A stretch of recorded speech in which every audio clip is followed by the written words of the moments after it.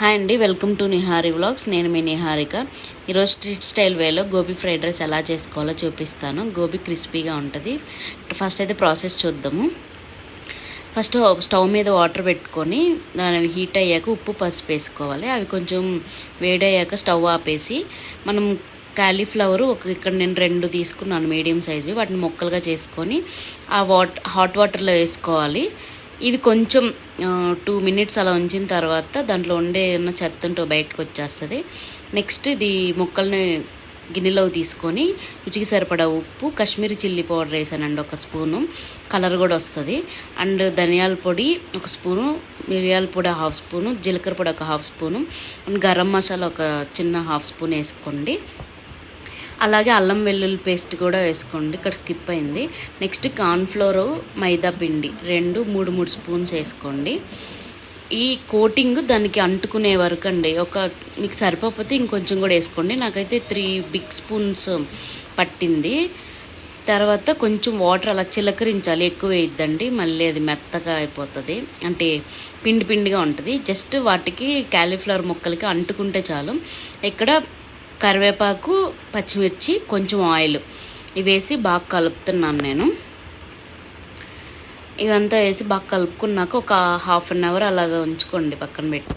Next rice boil చేసి పక్కన పెట్టుకోవాలి. ఇప్పుడు నేను ఇక్కడ బాస్మతి రైస్ తీసుకున్నాను, దాంట్లో ఆయిల్ ఉప్పు వేసి ఉడకబెట్టుకున్నాను రైస్. నెక్స్ట్ స్టవ్ మీద ఒక బాండ్లు పెట్టేసి దాంట్లో ఆయిల్ వేసి హీట్ అయ్యాక హై ఫ్లేమ్లోనే మనం ఈ కాలీఫ్లవర్ మ్యారినేట్ చేసి పెట్టుకున్నాం కదా, అవి వేసుకొని వేపుకోవాలి. వేసేటప్పుడు హై ఫ్లేమ్లో ఉండాలి. కొంచెం ఈ నురుగంతా పోయిన తర్వాత మీడియం ఫ్లేమ్లో పెట్టుకొని వేపుకోవాలి. రెడ్ కలర్లో వేపుకోండి. మరీ హై ఫ్లేమ్లో పెట్టి వేపారంటే పైన మాడిపోయి లోపల ఉడకకుండా ఉంటుంది. సో ఇలా బాగా క్రిస్పీగా వేపుకోవాలండి. ఈ ఉత్తిదే కూడా తినేయచ్చు.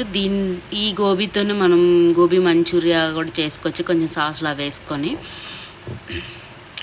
ఈ వేపుకునే దాంట్లోనే ఉంటుందండి ఈ గోబీని. సో ఇది బాగా మీడియం ఫ్లేమ్లో పెట్టి క్రిస్పీగా వచ్చేలాగా వేపుకోండి. నెక్స్ట్ మనం ఫ్రైడ్ రైస్ చేసుకుందాం.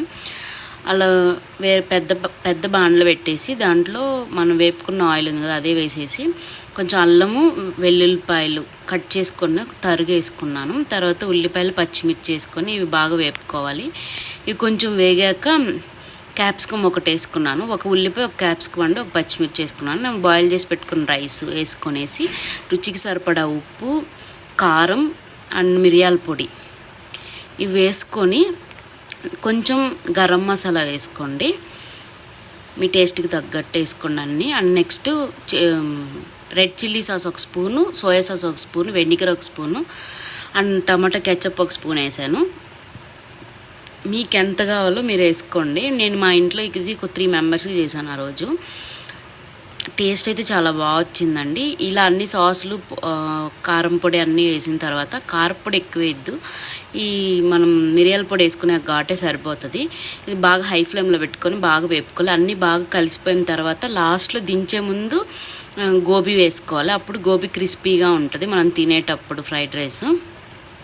సో ఇలా బాగా కలుపుకున్న తర్వాత లాస్ట్లో మీరు మీ స్పైసీనెస్ సరిపోకపోతే కొంచెం చిల్లీ ఫ్లేక్స్ కానీ లేదంటే మిరియాల పొడి అయినా వేసుకొని ఇంకోసారి కలుపుకోండి. నేను ఇక్కడ చిల్లీ ఫ్లేక్స్ వేసి కలుపుకున్నాను, నాకు కారం సరిపోలేదు. చూసారు కదా, ఫైనల్గా ఇలా అంతా కలుపుకున్న తర్వాత దించేసుకొని సర్వ్ చేసుకోవడమే. స్ట్రీట్ స్టైల్లో గోబీ ఫ్రైడ్ రైస్ అయితే రెడీ అయిపోయిందండి. చూసారు కదా, ఆయిల్ కూడా ఎక్కువేం పట్టదు, చాలా క్రిస్పీగా ఉంటుంది గోబీ, అండ్ స్పైసీగా కూడా ఉంటుంది. ట్రై చేయండి. మీరు ట్రై చేసి మీకు ఎలా వచ్చిందో నాకు ఒక కమెంట్ చేయండి. ఈ వీడియో మీకు నచ్చినట్లయితే please subscribe to my channel. Please like, share, comment to this recipe. Thank you. Thanks for watching. Bye.